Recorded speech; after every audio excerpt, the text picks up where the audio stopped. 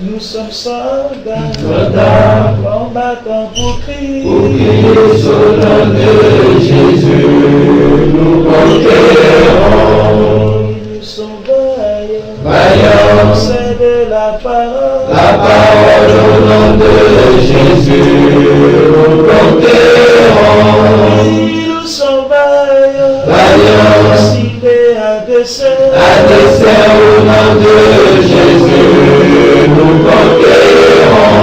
Nous sommes vaillants, Vaillants, cités à dessein. à dessein au nom de Jésus, nous conquérons. Quels qu'ils soient les effets, Nous conquérons au nom de Jésus, nous conquérons. quels qu'ils soient les menaces, Nous conquérons au nom de Jésus, nous conquérons. quels qu'ils soient les mensonges, Nous conquérons au nom de Jésus, nous conquérons. quels qu'ils soient l'adversité,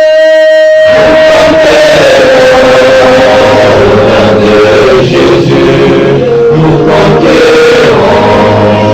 nous sommes vaillants, Vaillants, cités à dessein. à dessein au nom de Jésus, nous conquérons. Nous sommes vaillants, Vaillants, cités à dessein. à dessein au nom de Jésus, nous conquérons. Nous sommes vaillants, Vaillants, c'est de la la parole. parole au nom de Jésus, nous conquérons. Nous sommes vaillants, Vaillants, cités à dessein. à dessein au nom de Jésus, nous conquérons. Quels qu'ils soient les mensonges,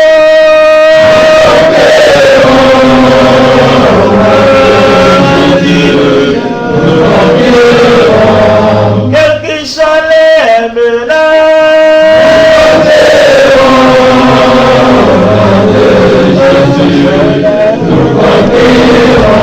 quels qu'ils soient l'adversité,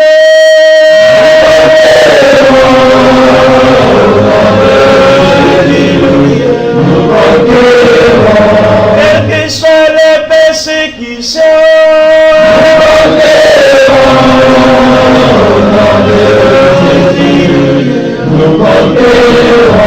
nous sommes vaillants, cités à dessein.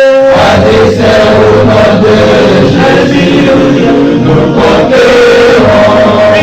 Nous sommes vaillants, Vaillants, c'est de la parole. la parole au nom de Jésus, nous conquérons. Nous sommes vaillants, Vaillants, cités à dessein. à dessein au nom de Jésus.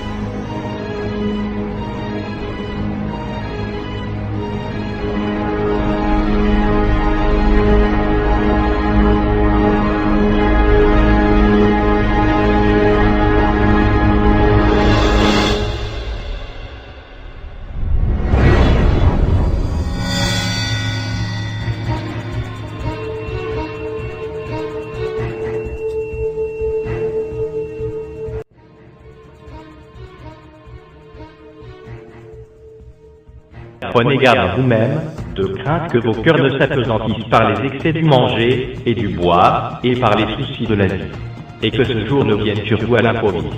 car il viendra comme un filet sur tous ceux qui habitent sur la face de toute la terre. Veillez donc et priez en tout temps, afin que vous ayez la force d'échapper à toutes ces choses qui arriveront et de paraître debout devant le Fils de l'homme. Et je vis sortir de la bouche du dragon, et de la bouche de la bête, et de la bouche du faux prophète, 3 esprits impurs, semblables à des grenouilles. Car ce sont des esprits de démons qui font des prodiges, et qui vont vers les rois de toute la terre, afin de les rassembler pour le combat du grand jour du Dieu Tout-Puissant.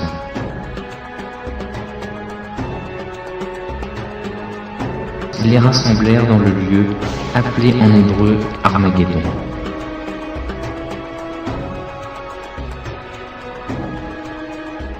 Puis, je vis monter de la terre une autre bête, qui avait 2 cornes semblables à celles d'un agneau, et qui parlait comme un dragon.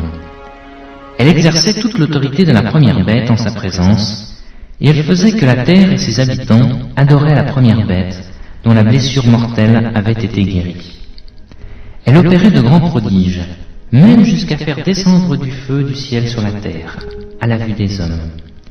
Et elle séduisait les habitants de la terre par les prodiges qui lui étaient donnés d'opérer en présence de la bête, disant aux habitants de la terre de faire une image à la bête qui avait la blessure de l'épée et qui vivait.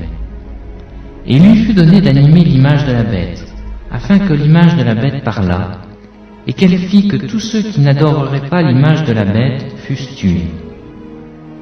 Et elle fit que tous, petits et grands, riches et pauvres, libres et esclaves, reçussent une marque sur leur main droite ou sur leur front, et que personne ne put acheter ni vendre sans avoir la marque, le nom de la bête ou le nombre de son nom. C'est ici la sagesse.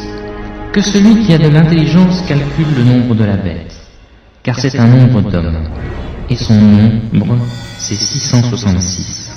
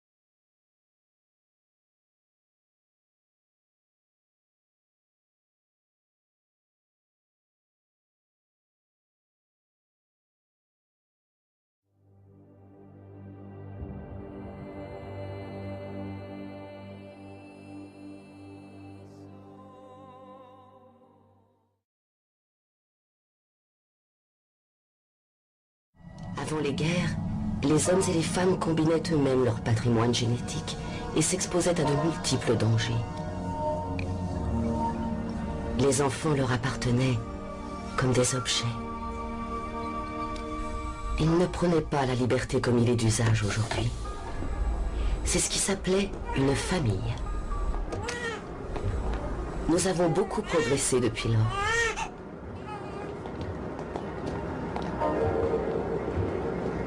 Aujourd'hui, nous n'avons pas de crime, pas de maladie, pas de guerre, pas de vieillesse, pas de souffrance.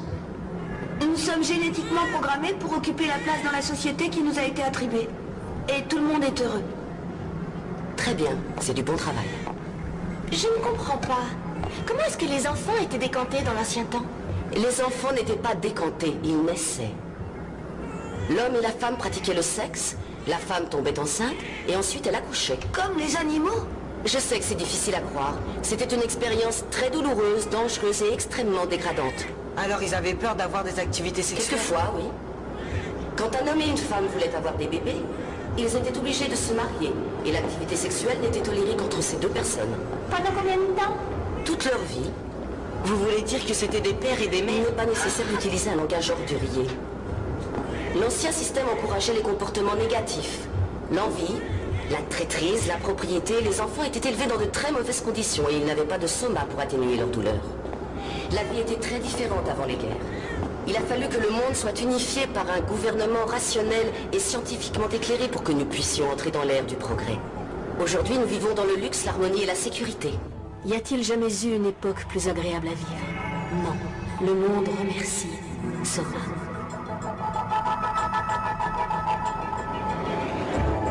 Chacun a sa place et un objectif précis. Ainsi, tout le monde est heureux et vit en harmonie. Les alphas, les bêtas, les gammas et les deltas. Tout le monde appartient à tout le monde.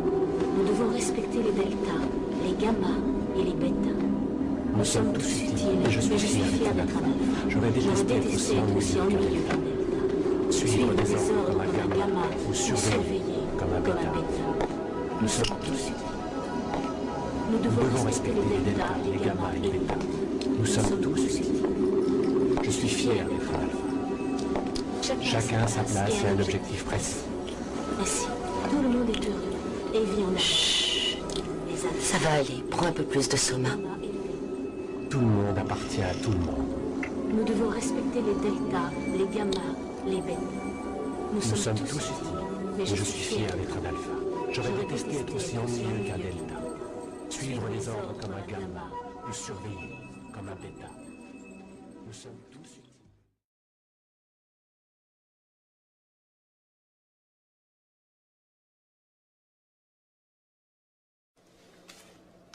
Hundreds of people in the valley say they are hearing voices in their heads. And those voices are being transmitted by microwave or other methods. Well, several viewers asked us to investigate what they call electronic harassment. KMIR6's Angela Monroe joins us now with what she's discovered. Angela. Electronic harassment, synthetic telepathy, voice-to-skull technology. Chances are you haven't heard of these terms, but after searching the internet, I found dozens of websites dedicated to the phenomenon and several Valley residents who say they're victims. How much more can you invade me than to go into my brain? It sounds like somebody else is reading the book, only it's thoughts. We're not having a group hallucination. This is actually something that's happening. These men all live in the area, didn't know each other before the voices started, and say someone is playing mind games with them. Mostly it's a lot of derogatory comments about whatever you're thinking about. Kevin Bond says he used to have a normal life. I was living in the San Diego area, I was clerking for a federal judge, and I noticed that I was being followed by a whole bunch of people. According to the websites, what Bond is describing is called gang stalking. He moved to Palm Springs to escape. I started hearing, as you'll hear, hearing voices and what they'll call voice to skull or microwave hearing. Bob Stansfield says his experience was similar and started a decade ago. They were active in following me around here, and I started hearing the voices a little bit after the vehicular stalking. Randall Ringer says the voices started when he was undergoing chemotherapy. The first thing that was said was Randall Ringer. And I sat up straight and I went to into the bathroom, and I looked in the mirror, looked myself in the eyes, and I said, did that really happen? Bond says he's found more than 300 victims locally and is tracking others across the state through billboards.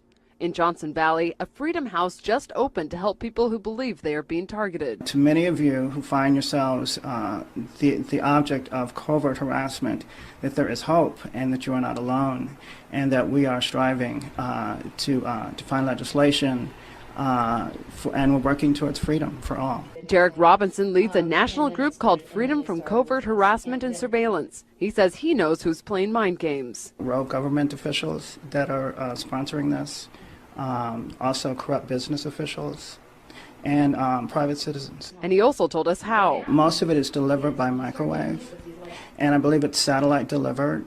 Bond says neurotransmitter chips that run off body electricity have been inserted into some people. And they assign cell phone numbers to them.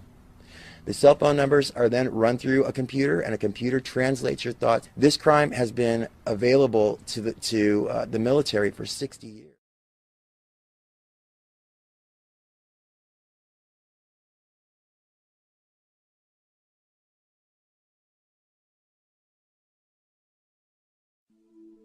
To think something so small can connect you to everything that matters. When your life and all you love are on the line. HealthLink is always with you when every second counts in the emergency room, providing immediate access to your medical records. Because Bob has trouble remembering all his medications. Because I'm in love with my kids' kids. Because my car lost control while driving. Because now I'm looking out for both of us. Because I have diabetes, but it doesn't have me. Because I spend my life in the ER trying to save yours.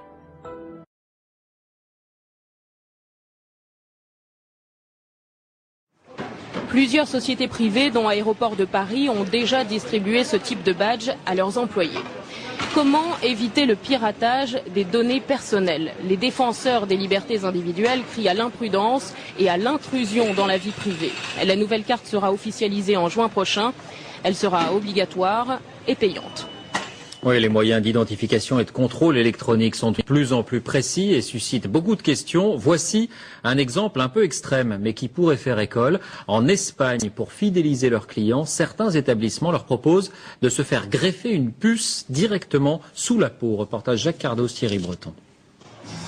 Attention, cet homme est porteur d'une puce électronique. Implantée dans le bras, elle lui permet d'avoir accès au carré VIP. Comme un produit de supermarché, les clients sont barcodés et la puce contient leur crédit consommation. Ainsi, dans cette boîte de Barcelone, il y a ceux un peu vieux jeux qui dansent encore avec un porte-monnaie et ceux qui n'en ont plus besoin. Légalisée depuis un an, cette greffe est même proposée à l'intérieur de la boîte contre 125 €. L'opération ne dure qu'une vingtaine de minutes. D'abord une petite anesthésie locale, ensuite la puce est greffée sous la peau et reliée à un compte personnel, un peu comme un compte bancaire. Je ne sais pas pourquoi j'ai voulu faire ça. En fait, c'est peut-être parce que tout le monde l'a. Et puis, c'est pour savoir comment c'est. C'est juste pour ça. Cette puce qui vient des États-Unis a obtenu un droit de commercialisation à condition de ne pas détenir d'informations médicales.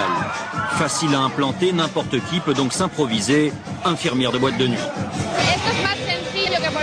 C'est plus facile que de faire un piercing. Et ceux qui font ça n'ont pas spécialement d'autorisation. Et de toute façon, je me sens capable de réagir en cas de problème. Une centaine de consommateurs a déjà opté pour l'identification électronique. Un seul petit problème, pour se faire retirer la puce, il faut subir une intervention chirurgicale. C'est le même principe que pour les femmes qui se font implanter une pilule contraceptive. Au bout d'un an ou deux, il faut bien l'enlever pour en faire poser une autre. Reste le problème du pistage éventuel des clients, car la puce permet aussi de suivre un individu par satellite, ce qu'aucune législation n'interdit en Europe.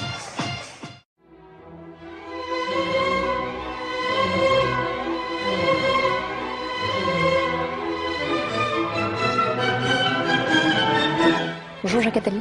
Bonjour. Alors aujourd'hui nous allons parler de l'avenir de la radio-identification, souvent identifiée sous le sigle de RFID.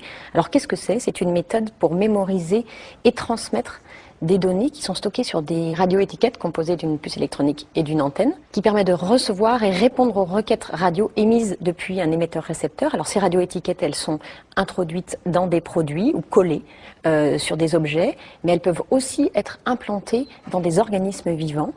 On a le sentiment que c'est quelque chose de très nouveau, alors qu'en fait, ça existe depuis très longtemps. Tout ce qui va être de plus en plus nécessaire à suivre à distance, savoir ce qu'il devient, permettre de connaître l'évolution des produits, les localiser, optimiser les stocks, de façon à ce qu'on ait des stocks minimaux, faire en sorte qu'on sache en permanence où se trouvent ces objets, permettre d'intégrer des processus de production, permettre... Oui, on parle d'un enjeu économique majeur dans la traçabilité des Les réductions des coûts sont produits. considérables. En termes de sécurité sanitaire, de pouvoir tracer l'origine des produits agricoles depuis leur conception jusqu'à leur consommation. Tout ça donne une traçabilité sur les objets absolument gigantesque, encore à venir. Sur les personnes aussi, on peut imaginer une traçabilité encore plus grande.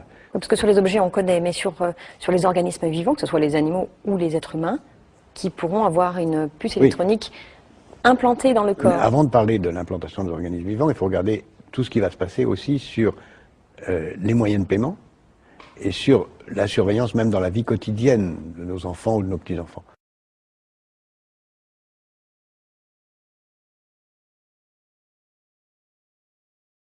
Alors, pour ceux qui connaissent pas du tout, qui sont pas du tout branchés, en quelques mots, c'est quoi le Bluebeam Project? Le Bluebeam Project, c'est tout simplement la volonté de mettre en scène l'arrivée d'un faux sauveur pour extorquer le consentement de l'humanité à un gouvernement mondial, à une religion mondiale. Et tout ça sous fond de nouvelles vibrations, de réveil de l'humain. Donc ce nouveau sauveur incorporera à la fois les caractéristiques des sauveurs des différentes religions et des caractéristiques scientistes, sous-entendu faux sauveurs extraterrestres, faux messie et tout ça.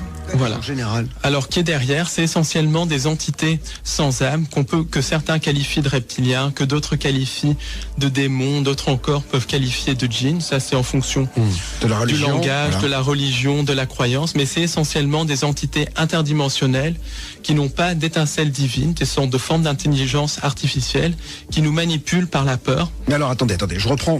J'essaie de comprendre, Paul. Donc, vous me dites qu'aujourd'hui, le projet Bluebeam est donc dirigé par des entités, mais d'où elles viennent ces entités? C'est quoi, extraterrestres, pas extraterrestres? Elles sont où dans l'univers? C'est des entités qu'on peut qualifier d'extraterrestres parce qu'elles ne sont pas humaines, mais qui essentiellement vivent dans les interunivers. Les interunivers, c'est quoi? C'est des espèces d'espaces qui sont situés à une autre fréquence que la réalité physique, qui ont d'ailleurs été documentées par une physicienne italienne, Giuliana Conforto, dont je vous recommande le livre L'univers organique. Elle les a découverts elle a découvert ces univers parallèles, si vous voulez, par l'intermédiaire de photons, de recherche sur la lumière et tout ça.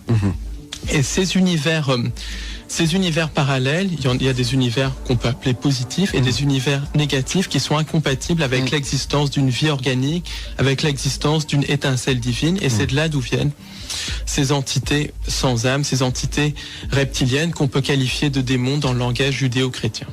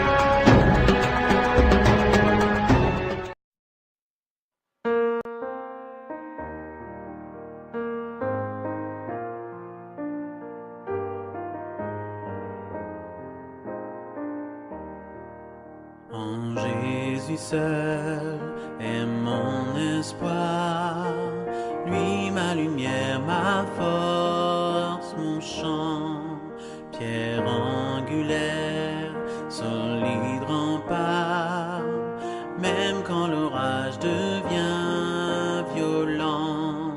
Oh quel amour, oh quelle paix, les luttes cessent, la peur se tait, mon réconfort, mon plus grand bien, dans l'amour du Christ je me tiens.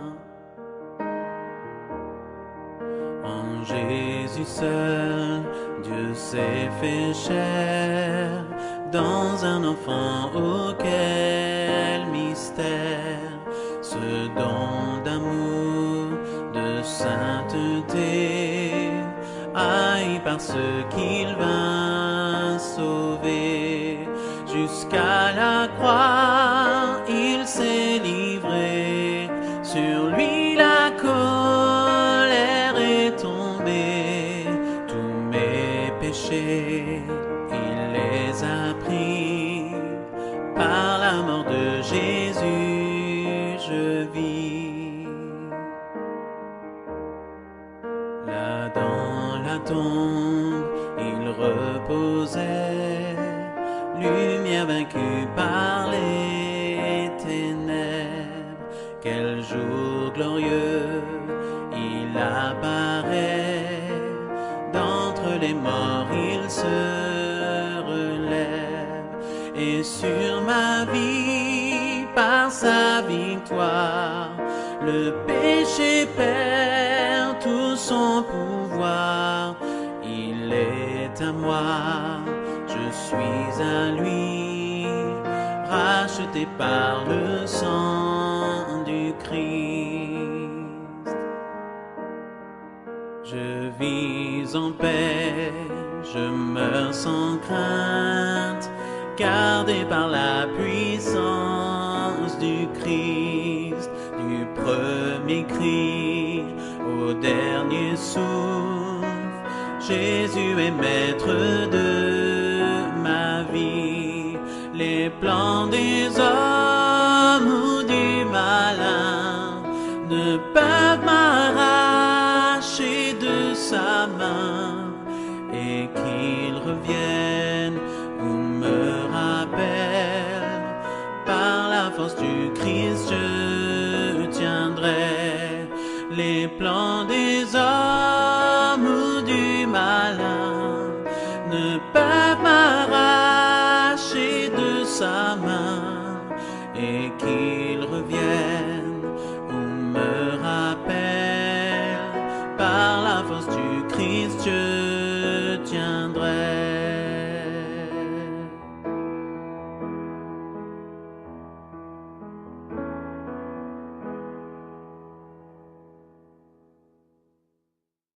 Là, le Saint-Esprit ne sera plus sur la terre.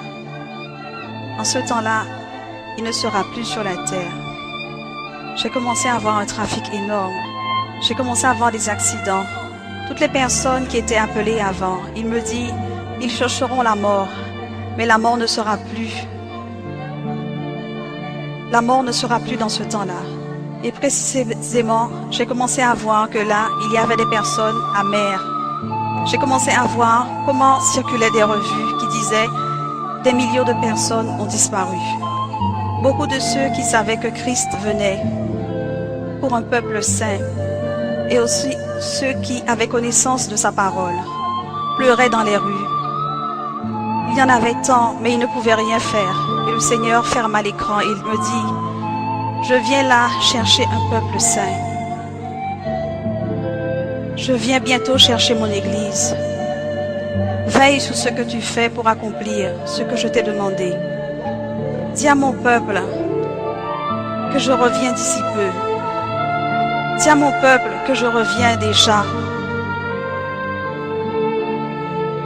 Le Seigneur me dit, dis à mon peuple que je reviens déjà. Et que je viens pour un peuple saint. Dis à mon peuple que c'est seulement les saints, C'est seulement les saints qui me verront. Le temps est proche. Le Seigneur a permis de signaler et révéler à l'humanité ce qui arrivera. Aujourd'hui, c'est le temps du salut. Et que tu invites ta vie à ton unique sauveur, Jésus. Prends ce temps de choisir ta destinée. La vie ou la mort. Le ciel ou l'enfer. Jésus ou le diable. C'est très clair. D'appartenir à Dieu ou d'appartenir au diable.